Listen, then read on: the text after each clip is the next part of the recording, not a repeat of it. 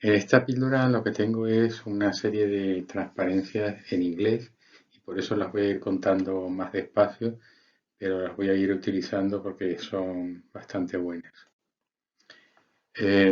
Los outliers en la regresión son aquellas observaciones que tienen un valor inusual, eh, grande o pequeño, de la variable dependiente, condicional en su valor de las variables independientes. O sea, es un atípico, en español un atípico condicional.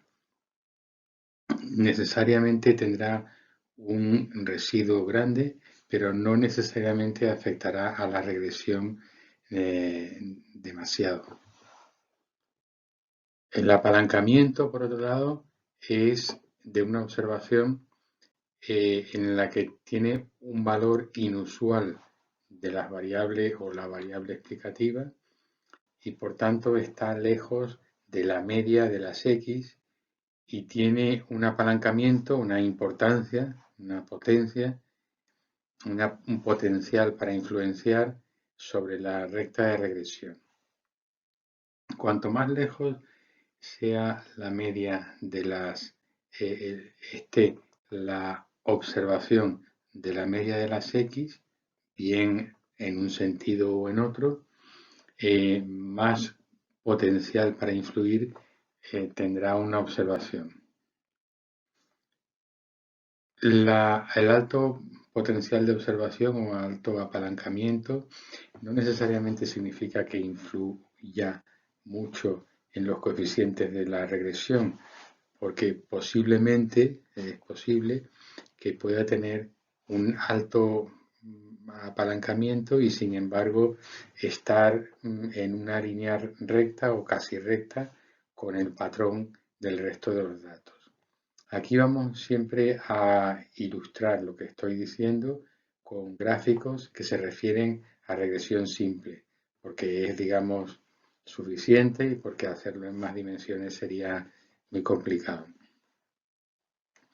Y luego, una observación influyente es aquella que tiene gran capacidad de apalancamiento y además es un atípico en términos de Y.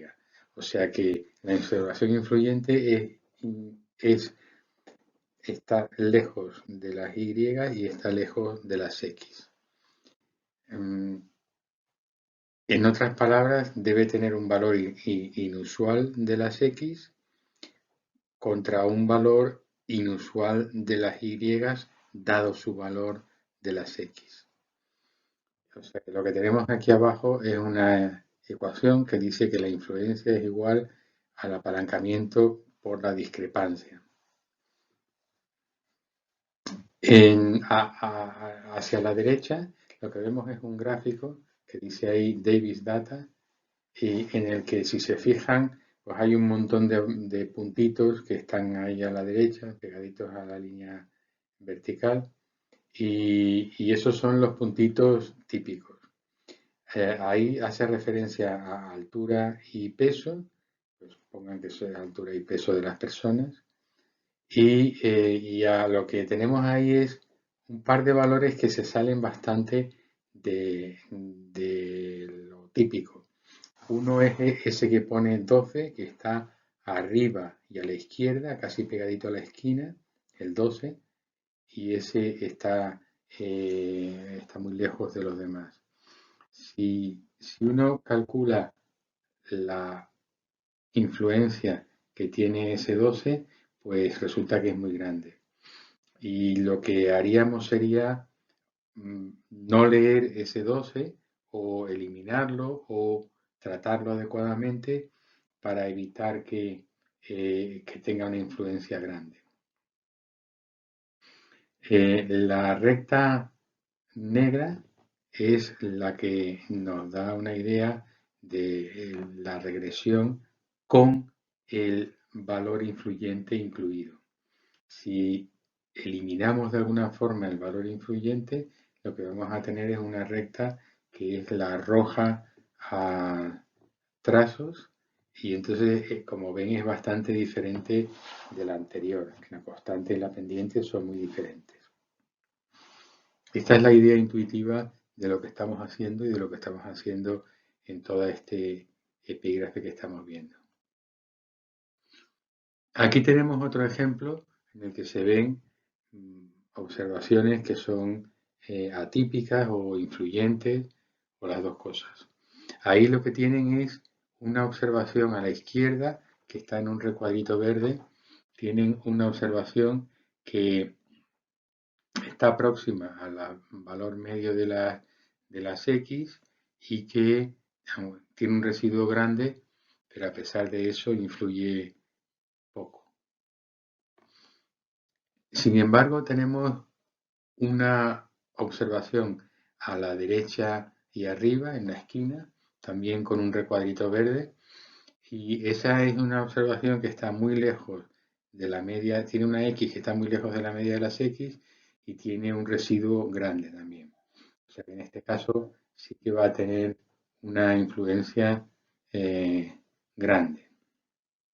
O sea que va a mover la recta de regresión. Si uno mira con cuidado, y esto lo deberían hacer siempre ustedes, mirar los datos, mirar las crucecitas aquí en este caso, se darán cuenta de que la recta azul no representa a las crucecitas. Una recta que representase las crucecitas iría con una pendiente muchísimo menor y una constante mayor, o sea, mucho más tumbada. Y solo mirando las cruces, vemos que esa recta azul no representa a las observaciones típicas de esta muestra.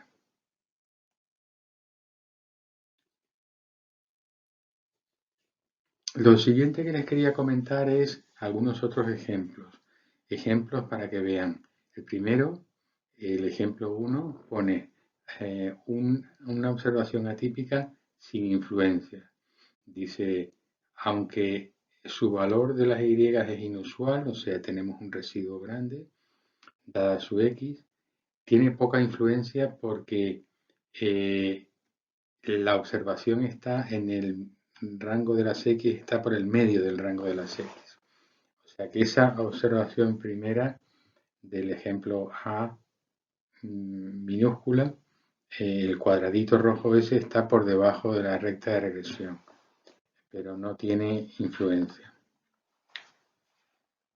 El segundo ejemplo, el ejemplo B minúscula, que está en el panel B minúscula, el ejemplo 2, tiene que tenemos una alta apalancamiento porque el valor de la X correspondiente que está en el recuadrito rojo está muy lejos de la media de las X y sin embargo el valor de las Y lo pone básicamente en la línea del patrón general de los datos y no tiene influencia.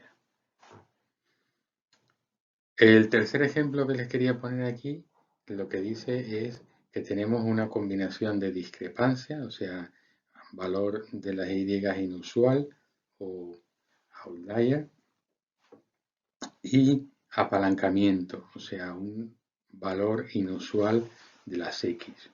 Esto resulta en una influencia importante, fuerte. Cuando este es el caso, si de alguna forma eliminamos el efecto de esa observación, pues lo que vamos a tener es que tanto la pendiente como la constante pueden cambiar de manera dramática. Vamos a ver ahora un poco de álgebra relativa a cómo se miden los outliers y cómo se miden las observaciones influyentes. Lo primero que vamos a ver es el apalancamiento. El apalancamiento se mide por la matriz de sombrero y en particular por el valor de sombrero de H. El valor sombrero de H es el que vamos a utilizar aquí para medir cuánto importancia tiene cada una de las observaciones en términos de apalancamiento. Lo que tenemos que saber, independientemente de esta pequeña álgebra que hay aquí, esta álgebra utiliza la matriz sombrero. La matriz sombrero se utiliza en los primeros temas de econometría, y si no se ha utilizado, pues no importa, porque tampoco pasa nada porque no lo hayan visto antes. Pero lo que sí importa es que sepan que existe esta medida de sombrero, y que esa medida de sombrero tiene una fórmula que es la que tienen ahí abajo, h sub i igual a 1 partido por n, donde n es el tamaño de la muestra que estamos considerando, por x sub i menos x barra al cuadrado. En este caso sería pues el valor de la variable explicativa menos la media de la variable explicativa, dividido por el sumatorio entre igual a 1 y n mayúscula, que es toda la muestra, de x sub i menos x barra al cuadrado. O sea que estamos ahí básicamente midiendo la distancia que hay entre la variable explicativa correspondiente a la observación iésima y el resto de las variables explicativas de la muestra. Eso es intuitivamente de lo que se trata.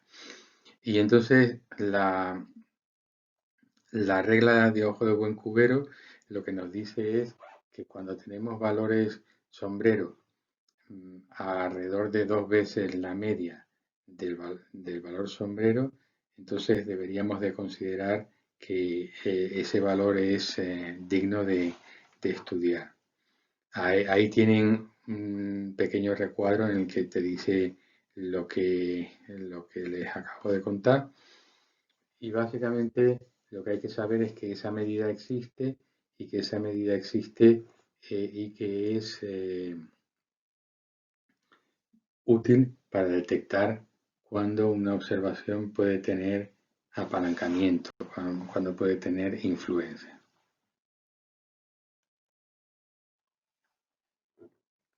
Luego, lo siguiente que tenemos aquí es una cosa que parece así que asusta mucho, pero es una bobada, porque lo que nos dice es un test formal para outliers, o sea, para atípicos. Bueno, pues es facilísimo, porque lo único que tienen que hacer es coger el modelo con la regresión que tengan. Aquí tenemos un modelo lineal general, o sea que hay varias variables explicativas posiblemente. Y lo que tenemos que hacer es crear una variable ficticia por cada uno de los posibles atípicos y hacer un contraste T de la significatividad del coeficiente del atípico correspondiente. Esto, que es simple como un mecanismo en chupete, es todo lo que hay que hacer. Es todo lo que hay que hacer para medir si una observación concreta es un atípico o no es un atípico. Entonces el t valor que vamos a tener, el que pone ahí t estrella por el medio, ¿sí?, es un gamma estimado partido por la desviación típica estimada de gamma estimado. O sea, es un estadístico t normal y corriente, no hay nada nuevo, no merece la pena comentar nada más. Lo único, si se lo quieren leer, pero es así de simple, no tiene más, no tiene más.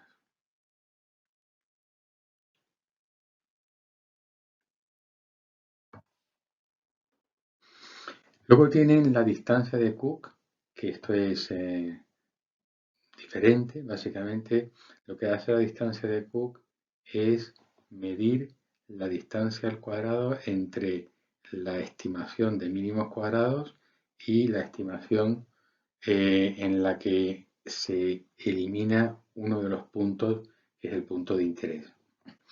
O sea que lo que hacemos aquí, la distancia de Cook, es pues básicamente cogemos el residuo al cuadrado, lo dividimos por el k, que es el número de regresores, por la varianza estimada, que es sigma estimado al cuadrado, y lo multiplicamos por h sub i partido por 1 menos h sub i al cuadrado, donde h sub i es lo que acabamos de ver en la transparencia anterior, y lo que hace esta distancia es medir la discrepancia por el apalancamiento.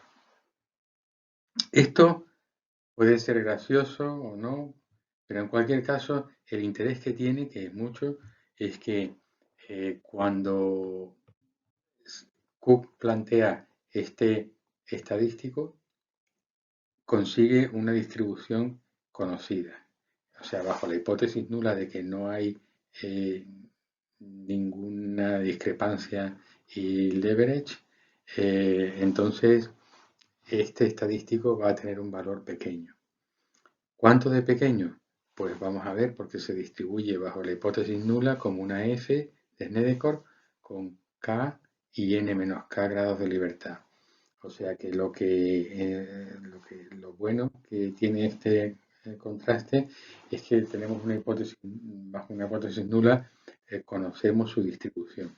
Y bajo la alternativa, entonces la distribución es otra y es una distribución que toma valores mayores y podemos detectar si hay efectivamente una distancia grande de Cook cuando el f computado sea mayor que el crítico. O sea, esto es como siempre, la nula es compatible con valores pequeños del estadístico, la alternativa tendemos a achacársela a valores grandes del estadístico. Y lo que es pequeño y lo que es grande lo vamos a decidir en función de el valor crítico de la f, que ya saben que el valor crítico de la f está en torno a 2 o 3 por ahí. Y entonces, eso sería el punto de corte, digamos, clásico. Ahí dice también que hay otras diferentes opiniones y que sugieren otros criterios de corte diferentes, o sea, otros valores críticos. Otros que han indicado que el D sub i, o sea, el estadístico de Cook, cuando es mayor que 4 partido por n menos k, entonces eso es lo que deberíamos de usar como valor de corte, pero en cualquier caso eso está abierto. Y por último, lo que les quería mostrar nada más es un ejemplito también que trata sobre la relación que hay entre ventas y margen de beneficios y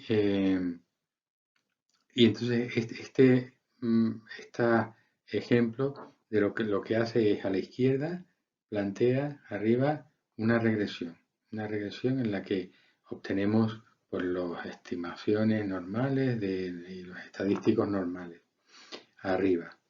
Fíjense que tenemos 32 observaciones, tenemos unos estadísticos que no son impresionantes, estadísticos T de 4 y 1,2, y luego 0,96, que es poco. Luego un R cuadrado bastante bajo de 0,07, el R cuadrado ajustado de 0,012 y un estadístico F de 1,20 que es claramente no significativo. O sea que conjuntamente son no significativos los dos regresores. Entonces uno se puede plantear, dice, bueno, pues este modelo está mal o estos datos están mal, depende, ¿no? Y entonces, efectivamente, uno puede pensar que puede haber algún problema en los datos. Entonces lo que hace es mirar para cada observación su residuo, el residuo estudiantizado, la matriz sombrero y el estadístico la distancia de Cook. Y entonces, si uno va mirando por ahí, se da cuenta de que hay una observación que es la número 10, las demás no están aquí, pero porque ya llegamos a la 10, ¿no? Ella es suficiente. Y ahí vemos que tiene un valor del estadístico de Cook muy grande, el 2,67, y eso nos indica que puede haber un problema con esa observación número 10. El gráfico que tenemos a la derecha nos indica que hay, si lo miramos con cuidado, es como, el gráfico es como un cucurucho con el cono para abajo y el vértice para abajo y ahí están en ese cucurucho todas las observaciones. Todas no. Hay una que está a la derecha y que tiene un valor de ventas que es mayor de 40.000. Y entonces esa es la observación 10, que es la que nos está dando problemas. Si de alguna forma la eliminamos, y una forma de eliminarla la tienen aquí que no les había comentado, es simplemente acotar la lectura de los datos y decirle, lee los datos de la muestra siempre que las ventas sean menores que 30.000. Bueno, pues en ese caso nos estamos dejando fuera esa observación y resulta que el modelo, cuando se reestima bastante bien. Resulta que mejoran el estadístico de las variables de ventas y el de profit margin sigue siendo poco significativo. Hay una mejora evidente en el modelo, pero eso no quiere decir que esto sea el final de la modelización. Seguramente habrá que seguir trabajando mucho y ver si hay otros observaciones influyentes y atípicas que estaban enmascaradas y que ahora habría que tratar. O sea que seguramente el siguiente atípico, que sería el que está de ventas alrededor de 20.000 o una cosa así, pues también había que tratarlo. Pero esta es una idea del tipo de trabajo que hay que hacer cuando uno tiene muestras en las que hay posiblemente observaciones influyentes y atípicas, que son pues casi todas, o por lo menos a mí me lo parece que hay casi todas.